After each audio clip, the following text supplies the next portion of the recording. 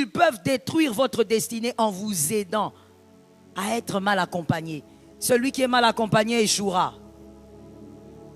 Ça, c'est indiscutable. Il échouera. Il faut toujours prier que Dieu te donne les bons amis. Que Dieu te donne un bon entourage. Vous qui aimez beaucoup vivre avec les copines, les copains, les amis, alors je dis, je vais rester selon les limites bibliques. Ce n'est pas mauvais, mais fais attention. Fais attention. La Bible va même plus loin en disant, celui qui a beaucoup d'amis les a pour son malheur, mon frère. Pourquoi? Parce que quand tu as beaucoup d'amis, tu parles trop en même temps. Et quand tu parles trop, ce que tu dis, c'est distille. Ça te crée des problèmes même là où tu pouvais gérer les choses dans la paix.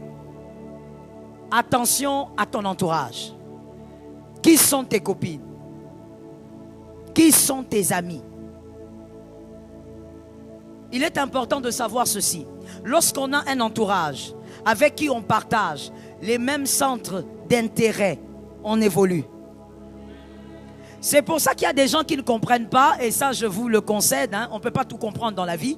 Il y a des gens qui ne comprennent pas que c'est une réalité, qu'il est difficile qu'une femme mariée ait pour meilleure amie une célibataire. Les gens militent pour ça, mais bon, comme je dis, on ne peut pas tout comprendre dans la vie, c'est pas grave. Mais quand vous allez dans la profondeur, vous voyez que c'est une évidence. Parce que les centres d'intérêt ne sont pas les mêmes. Tu peux avoir des connaissances, tu peux avoir, mais ta meilleure amie, c'est celle-là la célibataire. Ok, quand tu as des problèmes de conflit avec ton mari, c'est la meilleure amie. Donc c'est avec elle que tu partages. Elle te donne quel conseil? L'expérience que tu as eue avec tes ex n'a rien à voir avec le mariage. Pour que ta meilleure amie te dise, non, moi si j'ai eu des copains, le copinage c'est pas le mariage. Les décisions qu'on prend dans le copinage, ce ne sont pas les décisions qu'on prendra dans le mariage. Est-ce que quelqu'un m'entend bien? Regarde un voisin, dis-lui, entends ce qu'on va dire. Maintenant, regarde-moi et dis-moi, j'entends. Tu vois, quand tu es dans le copinage, malheureusement pour ceux qui sont dans le copinage, à ton âge, tu es dans le copinage, mais bon, bref. Pour ceux qui sont dans le copinage, l'homme là, ton copain, il est à prendre à la légère. C'est un ballon léger. À un moment donné, tu peux le shooter, le plaquer.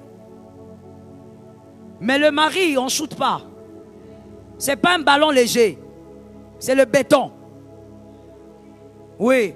Il faut faire attention comment tu le portes. C'est la personne avec qui tu bâtis la destinée. On ne joue pas avec ça.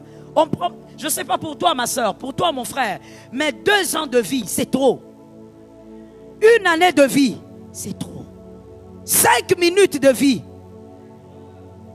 Tu ne vas pas prendre tes 5 ans de vie que tu passes avec quelqu'un pour bâtir des choses et puis tu prends les choses à la légère. Oh, je suis fatigué. Oh, je vais faire ceci. Est-ce que tu comprends ce que c'est bâtir une vie?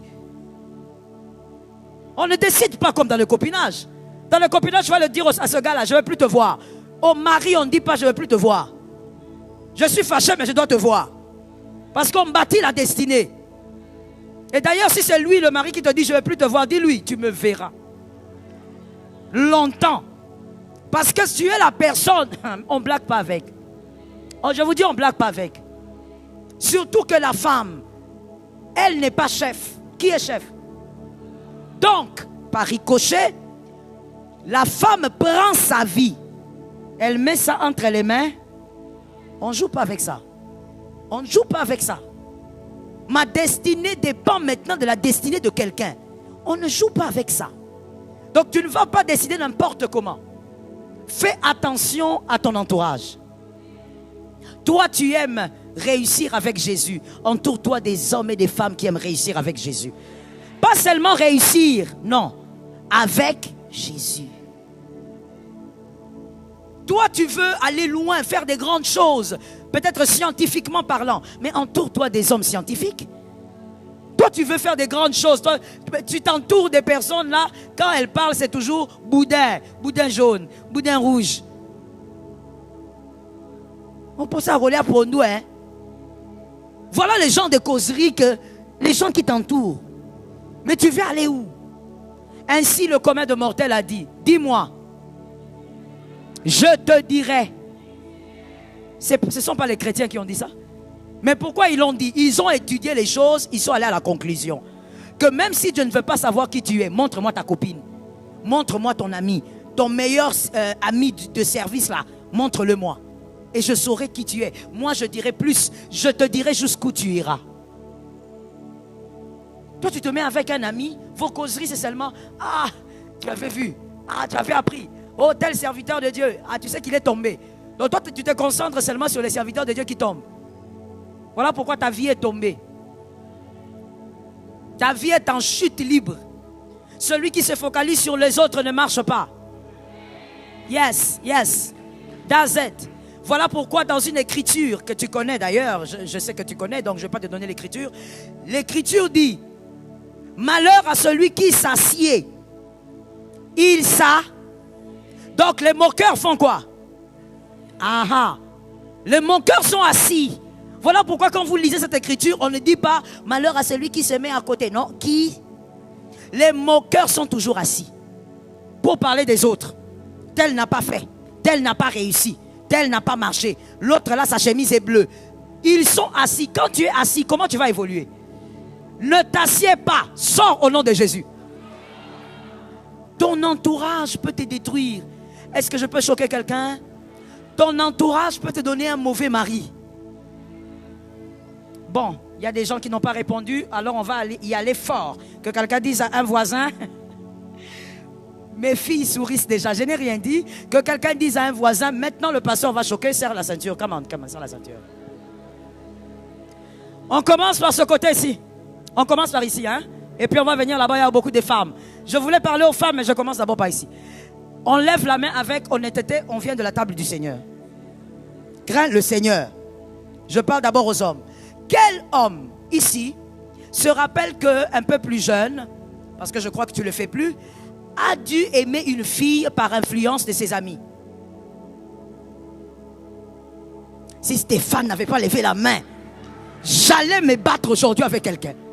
Stéphane, j'étais sûr qu'il avait déjà fait ça. Vous voyez que c'est la majorité. Les garçons qui ont aimé des filles, pas parce qu'ils voulaient, mais à cause de l'influence des amis. Ma soeur, on est venu te draguer, tu croyais qu'il t'aimait, c'est pas lui. L'influence des camarades. On va chez les femmes. On était à la table du Seigneur. Quelle demoiselle ou dame aujourd'hui, tu te rappelles avoir aimé un homme parce que les copines, la pression des copines, aime-le seulement, toi aussi, il est mignon. On lève la main, 1, 2, 3. Levez bien, laissez les hypocrites là. Voilà. Ma soeur, ça ne t'est jamais arrivé. Tu n'as pas vécu? Tu n'as pas vécu? Non, tu n'as pas vécu. Ou bien tu étais hypocrite. C'est-à-dire qu'on a aimé des gens qu'on ne voulait pas aimer. Mais l'entourage, mais qu'est-ce que ça fait toi aussi? Tu ne vois pas qu'il t'aime beaucoup? Accepte seulement. L'entourage peut t'amener à aimer l'homme que tu ne veux pas. Mais malheureusement, il y a des gens qui sont allés plus loin. Ils se sont même mariés à des hommes à cause de l'entourage. Ils se sont mariés à des femmes à cause... Attention, quand quelqu'un veut te détruire, il touche à ton entourage. Veille. Quelle est la personne à qui tu parles le plus?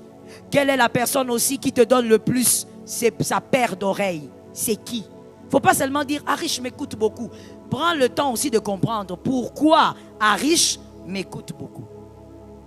Parce que la paire d'oreilles d'Arish peut t'amener à la destruction si c'est une mauvaise personne.